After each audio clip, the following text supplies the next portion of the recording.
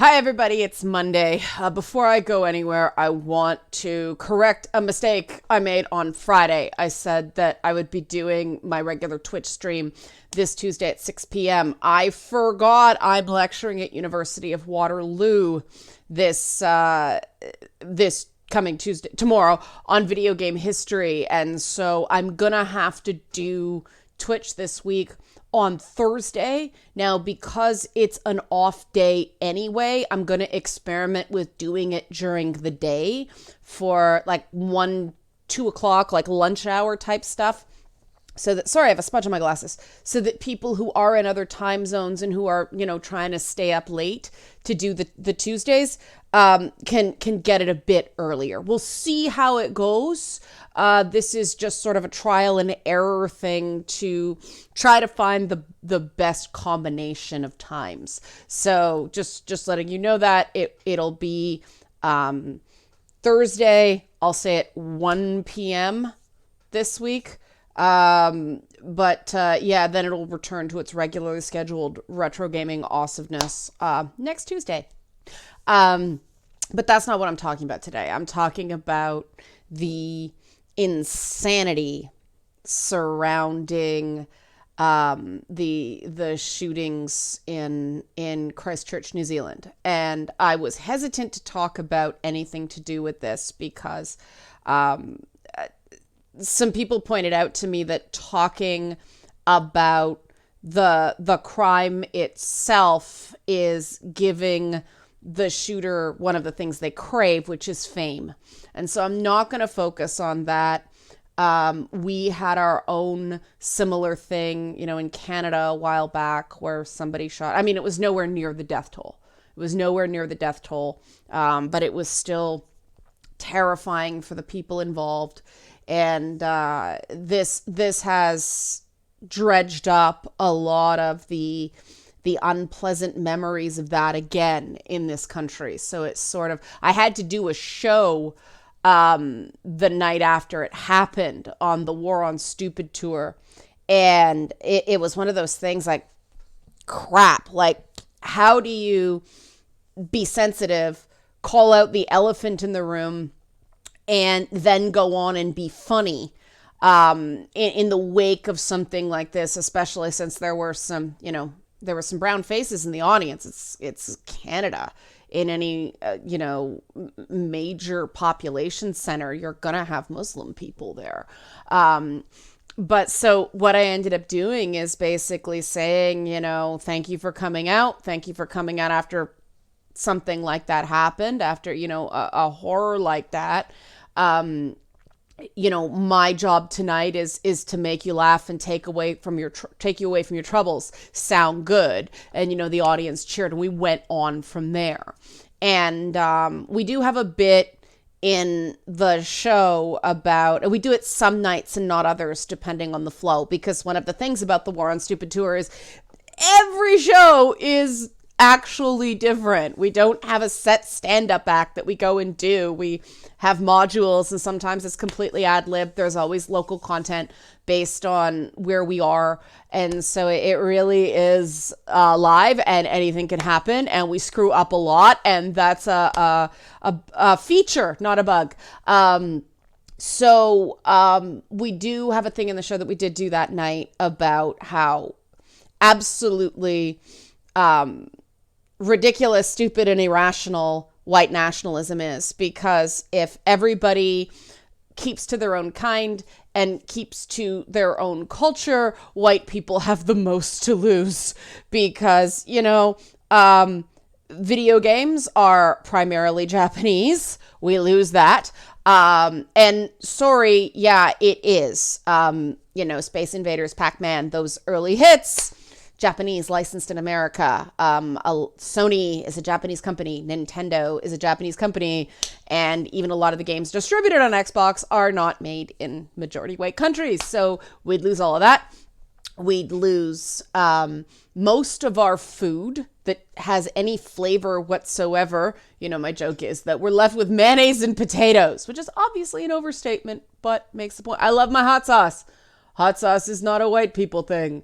It's mainly from like the Caribbean and Latin America, and then Asia. That's where spicy food comes from. I'm not giving that up. And then music. We'd lose anything influenced by gospel, jazz, because there was a period of time where the only difference between like country and R&B or blues was skin color, and that sound came from Black America, produced by Jewish people. So whoops, that's all gone. Comic books. Sorry guys, comic books. I wore my Injustice shirt, my Red Lantern shirt for a reason today. Comic books was a medium dependent on the Jewish diaspora. So that's the crazy thing about some of the things that are going on in comics right now. Without Jews, comics wouldn't exist. We wouldn't have Superman. We wouldn't have Marvel. I mean, Stan Lee, Jack Kirby, Siegel and Schuster. Sorry, guys. Like the big bursts of popularity, Superman starting the golden age of comics and Marvel comics evolving into the silver age of comics. Jews, right? So this white nationalism, it is just completely illogical, completely irrational, and completely against self-interest. And, we talk about that in the show as a point of comedy, but it is actually dead serious that the hatreds that drive some of this stuff are inherently irrational, but so's the response.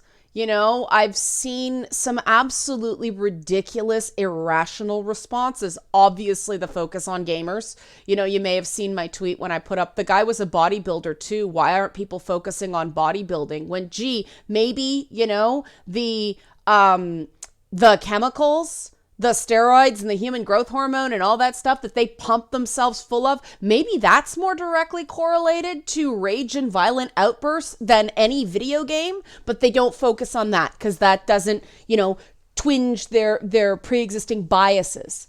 And, but it's just, it went from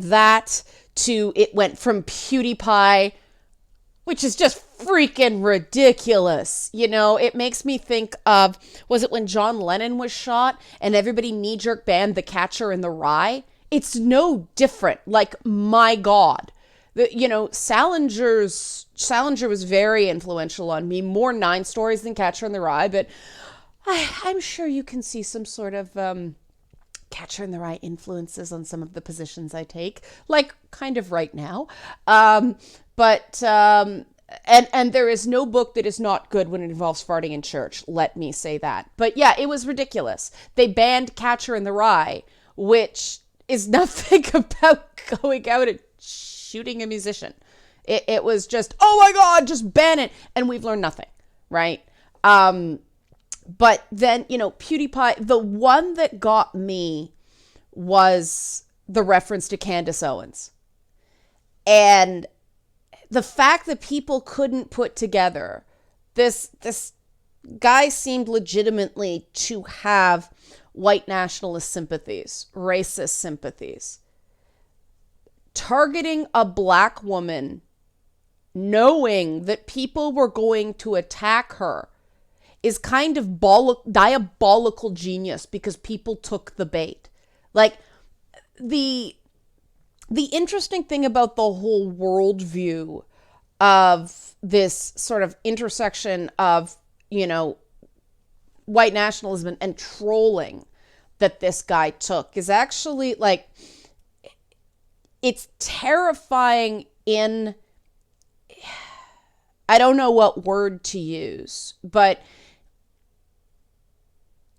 the only way we don't play this guy's game, because he's alive, he can watch it all burn, right? The only way we don't play his game is if, and anyone else who assisted him, abetted him, because there are apparently other people arrested, but the only way we don't play his game is if we don't play his game. We don't take the bait. We don't succumb to trolling. We don't feed the trolls. We don't become trolls ourselves. And I've been thinking a lot in the aftermath of this whole thing is how I got, excommunicated from the powers that be, the right side, of video game intelligentsia, basically for refusing to completely demonize people who participated in the gamergate movement. And I think that this gaming intelligentsia is making the same mistakes all over again, because they are helping radicalize people who we can still, I hate using the word save, because it's not about that. People who we can still reach. I will borrow the word longtime viewer The Knave used on Twitter. We can still reach some people who are still in that, the process of radicalization. And the thing that again and again and again and again has brought people back from hate is not being ostracized, is not being excommunicated, is not being told they're a terrible overall person because they have a few ideas that need critical examination. It's kindness. It's treating a person like a person when they do not expect that from the world. I believe it was my song parody collaborator, and I'm way behind editing the next one. I apologize, but my song collaborator, Mouse Mary, just pointed out that there's a way to flip the whole golden rule of do unto others as you would have done on to you, and I realized that I didn't catch that because I come from the Jewish tradition of it, which is actually what is hateful to you, don't do to your neighbor. It is a much less amorphous concept. There's a self-interest in the Hillelian Jewish version that isn't in the golden rule of Christianity, which is, do unto others as you would have done unto you, can be twisted to, well, I accept this treatment, so it's okay to do to other people. And that is what the whole trolling thing is based on. I mean, that was the social experiment that the trolls who descended on the whole Gamergate controversy, like vultures feed on carrion, they were trying to test the idea, and this came out in the FBI Freedom of Information documents, that they were trying to prove that you could push people to the dark side of doxing and other bad behavior. You just had to apply enough pressure. And what they apparently realized was that this was wrong. People who don't support that, continue to not support that, know how miserable you make them. And I thought that was a really interesting takeaway, that most of the people who cover that ridiculous shitstorm, and I should be clear because people get upset with me for calling the whole Gamergate thing a ridiculous shitstorm. I say this in part because nobody actually did get hurt. A lot of people got really freaked out. There was a lot of emotional torture, absolutely, but physical harm, not directly related. Some people around the edges did some horrible things to people in their lives, but that wasn't because of their views on video games. But also, I call it a ridiculous shitstorm because I don't think anybody learned anything. And the proof is in the pudding. I feel more strongly today that I took the right view. I took the right position during that whole thing. And there weren't very many of us that did. I mean, one of the other people is gone now. I mean, Total Biscuit passed away. And, he took some unpopular stances at the time because he thought it was right, and I will respect him forever for that. Boogie 2988 took the positions he did out of an abundance of kindness because that's Boogie. Eric Kane is sort of in the same cynical bastard column that, me and TB were, which is, come on, nobody's hands are clean here. I'm a journalist. I'm going to do my job. I'm not going to be pushed into the politically correct or considered proper position that I don't actually agree with because of the big buzzword in Canada, inappropriate pressure, right? That's a joke. But I hate that I should have to say that's a joke, but you do. Because if you don't, then people say, oh yeah, you're just hiding behind a joke, like I was somehow retroactively saying it was a joke when I wasn't actually joking. When with me, if in doubt, it's a joke. I think if you see a lot of my content, it's pretty clear that if I say something stridently, it's usually for the purpose of it being kind of amusing or funny. I mean, that was all through Lady Bits, right?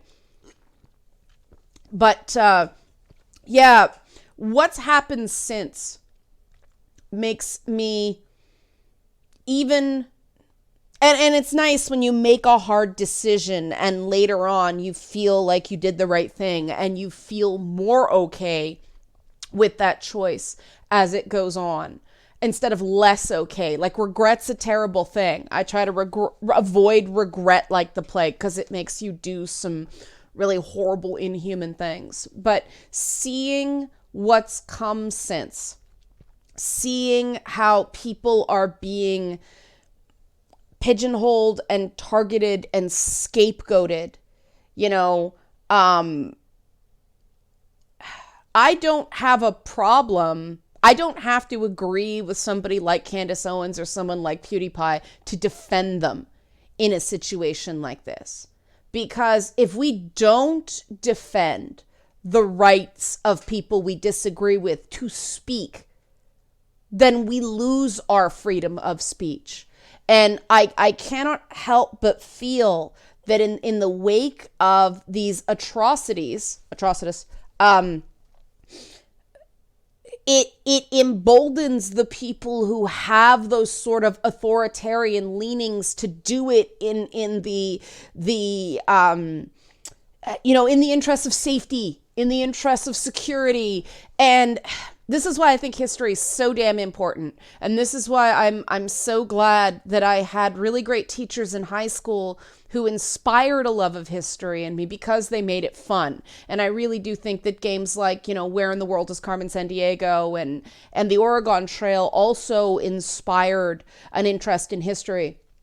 Because one of the things we learned in this, wonderful course I took in my final year of high school called Modern Western Civilization, one of the things we learned is that the whole idea of America was to give up a certain amount of security, the protection you got from, a major naval power like Britain in order to have freedom to set the course of your own lives. I mean, they didn't want to send money back to Mother England in that mercantilist system that it has come back today. I mean, let's face it, instead of it being like nation states, it's major corporations. But a lot of economic policy is just funneling more and more wealth into these big corporate conglomerates. And it's really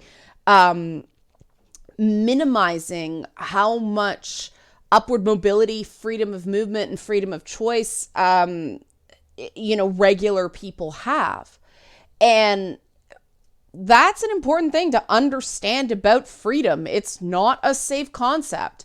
If you are free to make mistakes. Now, in a properly functioning democracy, those mistakes don't have to be the end of your life.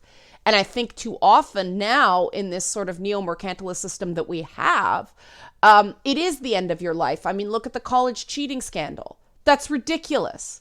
It shouldn't be if you don't get into, the top 5% of schools, you're nothing. That's absurd. I mean, guys like Mark Zuckerberg didn't finish Harvard. Now, the question was being at Harvard in the first place, did that allow him to go on and form Facebook? But you really can't say that about people like Elon Musk and Jeff Bezos. They had an idea. and they were smart and they were tenacious and they were willing to make a lot of mistakes and recover from them. That is what freedom in a capitalist framework gives us.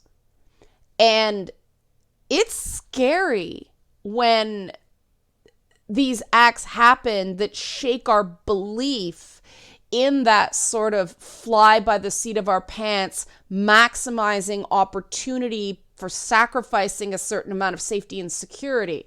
That's why they call it terrorism. That's why, terrorism is the biggest threat to North American ways of life, other than this, crushing, faltering neo-mercantilist economic model. But the answer isn't to fall back into old stuff that hasn't worked. That's cowardice. That's laziness. That's the definition of insanity, doing something over and over and over again and expecting a different result. This is when, back in the day, we'd have a Churchillian figure, which unfortunately we don't have because we don't elect those kind of figures anymore. But we have a Churchillian type figure who is so drunk that he can get up there and be brave and just go, we're going to stay the course. And there's trade-offs to that. I mean, there's consequences. People lost their lives because of that. But they lost their lives in service of the preservation of freedom. And if they weren't willing to make that sacrifice, who knows how the war would have turned out. And, we lionize Churchill because at the end of it, he won. And that's been the major struggle with North American attitudes, our collective sense of self. I know that sounds odd, collective sense of self, but hear me out. When the US lost Vietnam, it changed culture. And that was the point where we started getting this mutated form of masculinity that people incorrectly describe as traditional masculinity. It's not. Go back and look at the way men are depicted in advertising or art from, until they started doing print advertising, I'll say the 1940s because that's sort of modernity, right? Post-assembly line, our modern way of life. Look at that to the 1980s, and then look at what happened 80s onward, because we got beefcake cinema. And it was because America was at a philosophical crisis point where they'd suffered their first major military victory as a superpower. For some odd reason, they don't count Canada kicking their butt in the War of 1812. Yeah, that happened, but we don't count that. That's a joke. Jokes.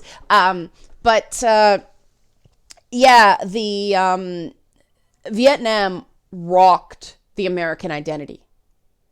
And that's where we got this muscle-bound, rebel without a cause, Rambo. Stallone and Schwarzenegger were the big faces of beefcake cinema at the time. And we've got this interesting sort of hybrid going on with the Marvel superhero movies and even the DC superhero movies, though I maintain that the reason those DC superhero movies are not as popular is they're drawing from that nihilistic beefcake cinema of the 1980s instead of the hybrid, the sweet spot that Marvel found between the two. Because, let's face it, Wonder Woman is the most well-received DC movie, and, it avoided that sort of, cartoonish, exaggerated masculinity, grotesquerie, simply because Wonder Woman's not male. And so the male, and then it took place in World War II, which goes back to that actual traditional masculinity that is also evoked through the traditionalism of Captain America and even Thor and, even Black Panther. There are real traditionalist roots that run through those films that something like an Iron Man, who is something of an asshole, doesn't have. And so that actual traditional masculinity that run through the Marvel films, through sort of devotion to source material has made them appealing now that we're rightly tired of the 80s beefcake grotesquerie. Now, don't let the physiques fool you. That's a smokescreen. It's the way these male characters behave that is telling, and I'm going to get into that more in depth with other videos I do later in the week. But because we live in an age where it's guerrilla tactics, it's terrorist tactics, it's not traditional warfare, that the guy with the biggest muscles or the biggest gun doesn't make us feel safe anymore, because it can happen anywhere and it can happen to anyone. Now, there are more people who are more at risk than others because of, trends, for lack of a better term. But the only way to fight this thing is to go traditional masculinity. Hear me out. Not the stuff in the 80s. Not the Rambo and Stallone, I'm going to lose the physical war but gain a moral victory. I'm going to be a lone gunman that may or may not die or go crazy at the end of the movie, which is what these hot take journalists, which is what troll culture essentially is. The number of times I heard during Gamergate from people who were on the pro Gamergate side, we expect to lose, or we know we're going to lose. There was a moral victory in fighting for what they believed in. The problem is when you come at it from a nihilistic place like that, defeat is assured because you're fighting to fight. You're not fighting to win. Whereas the traditional masculinity of the World Wars period, sorry, Wonder Woman was World War I. Where did I get World War II? Confused it with Captain America. There you go. But, the actual traditional masculinity of the World War I, World War II era of the clean-cut, milk-drinking, gee whiz, yes ma'am, no ma'am, fighting for something larger than yourself comes from fighting to actually win, instead of just getting some moral victory out of it. The fact that you're fighting for the right side was kind of a given in World War I and World War II propaganda. The propaganda was getting people to do the things it was going to take to win because it was hard. And it's interesting that we're going back to that yes ma'am, no ma'am, milk drinking, polite, tip of the hat, clean shaven thing with the Marvel superheroes. And then even subversive things like the Aquaman movie, where he started off as that more beefcake type guy, but then it turned out he knows history. He cares about the working man. He cares about the little guy. Sort of peeled off the layers of crust on Arthur Curry as that movie went on. I think there were serious weaknesses in that movie, but that was definitely there throughout, God knows how many runs that script went through. But in order to kind of see what's going on here, what's really going on here with our media, and what it means for the messages that are being sent to men and boys. And let's face it, when we deal with mass shooters, that's predominantly what we're dealing with. The only way to win, for lack of a better term, you can't stop all lone gunman killings, okay? You can't. You can reduce the body count. You can reduce the frequency, but you can't stop it completely. But we need to give these young men a path to success, which means we have to stop dumping on good guy, like legitimately good guy superhero movies, right? We shouldn't be dumping on, it's traditional masculinity. Yeah, you know what? Traditional masculinity got us through World War I and World War II, so we're not all speaking freaking German and goose-stepping in schools. There's a good thing to it. And that doesn't mean there weren't issues. I really believe in the draft being gender neutral. If there is a draft, I think if men have to register for the draft, so should any woman who's healthy enough to serve.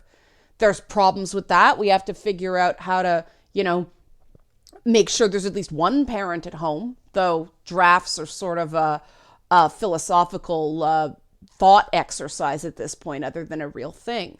But we have to stop just attacking and attacking and attacking. Because if all you do is attack, if all you do is beat on the other, if all you do is descend into nihilism, you are Rambo. You are, what's the Terminator, those Schwarzenegger movies. You are that guy who all you know how to do is destroy. And you may think that you're destroying for the right side. But really, I mean, that's what's so brilliant about the Rambo franchise. He went nuts. He's nuts. He's a guy who's just out there. He doesn't know how to be any other way. There's no real, yes, he has his own inner morality, but it's not spreading. The only way to spread the good stuff that actually, prevents radicalization in these young men that are clearly ostracized and looking for community, looking for some sort of support, is to support them. And that means that sometimes we are gonna have to hear some things that hurt, that offend us. And that doesn't mean we say those thoughts are okay. But you can say, look, I don't agree with you there, instead of saying you're a bad person. Now, there are some elements that do sort of have to be, no, you're a rabble-rouser, you're ripping people up. If you want to play by the rules, you're welcome back, but you have to play by the rules. That's not the same as you're a bad person into the deplorables basket with you. That's not the same. You're giving people a chance to come back. And that door being open a crack can be the difference.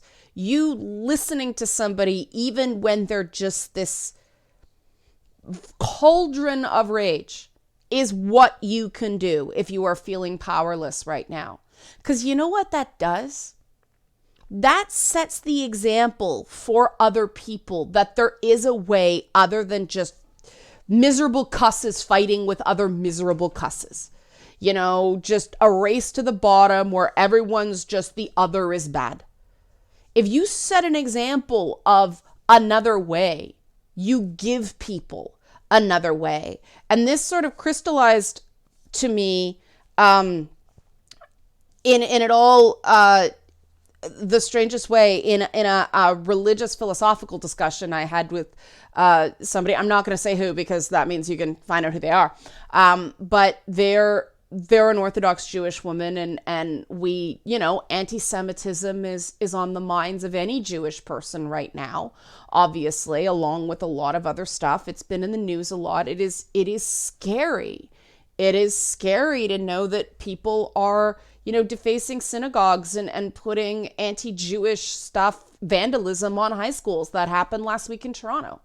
But she brought up this concept that is popular in Orthodox circles of, the whole Jacob and Esau dichotomy, and Jews are the children of Jacob. And so the children of Esau will constantly hate the children of Jacob, and there's nothing you can do about it. That's just a fact of life. We're always going to be hated.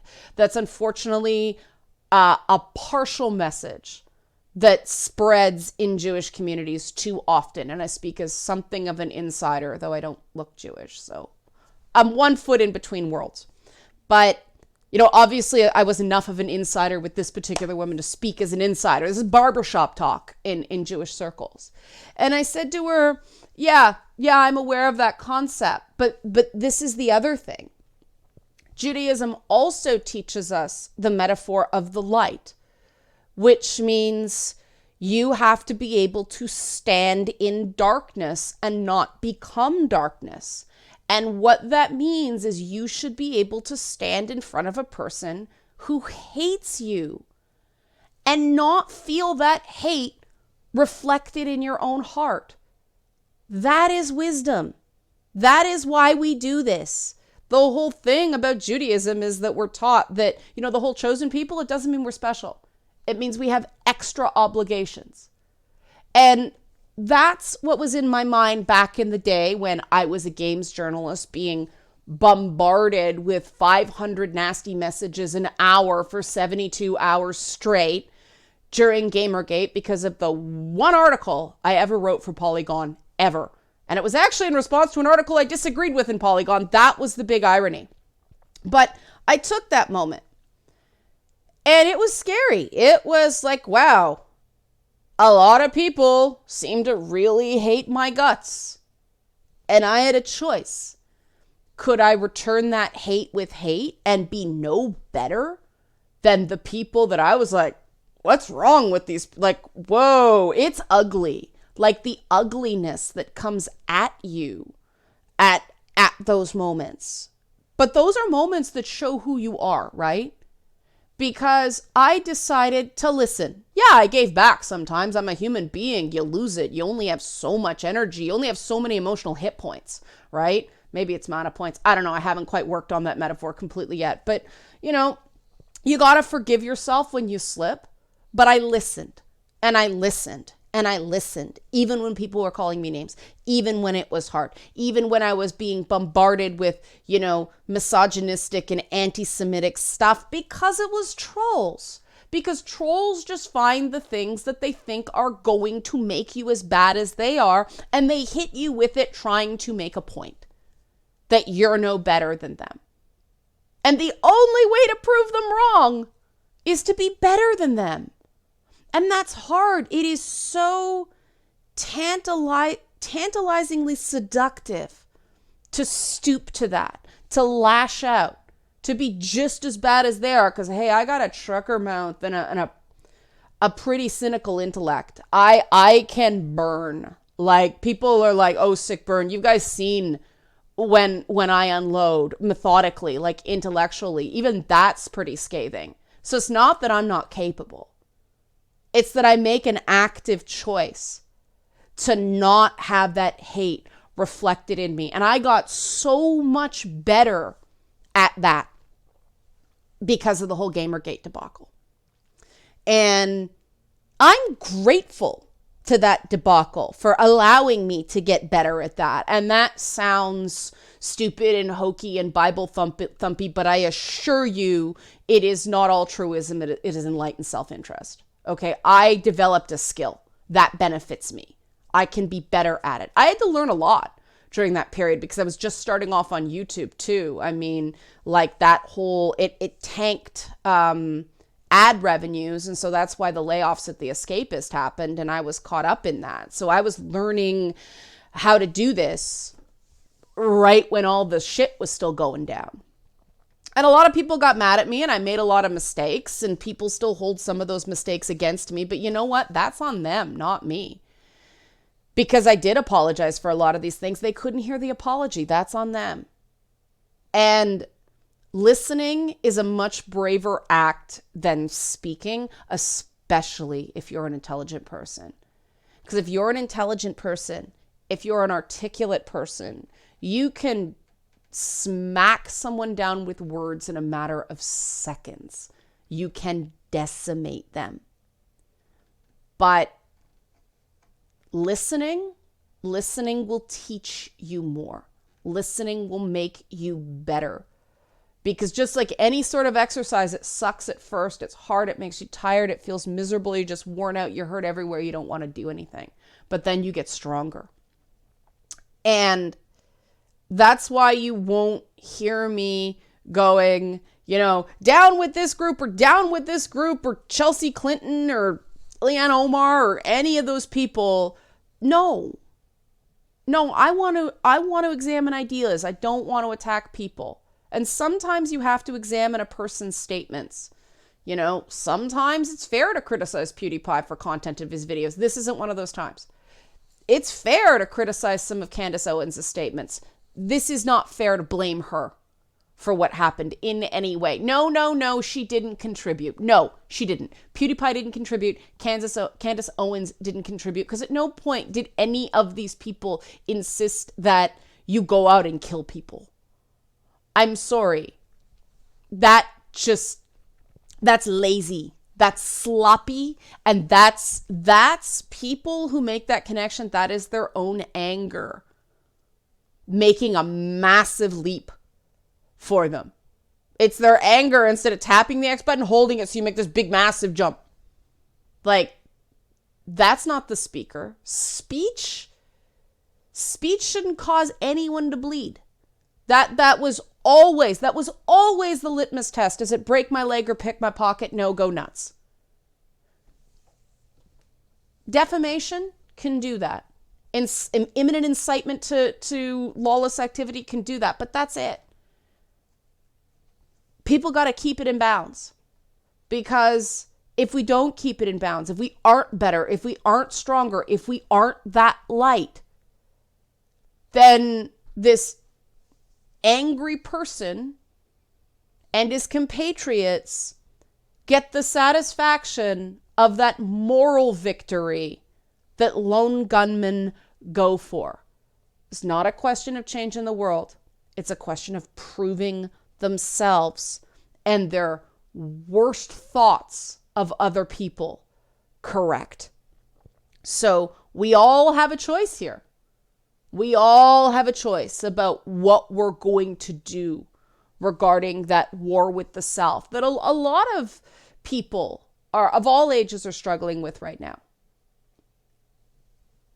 The choice is up to you. Are you a light, or do you add to the darkness?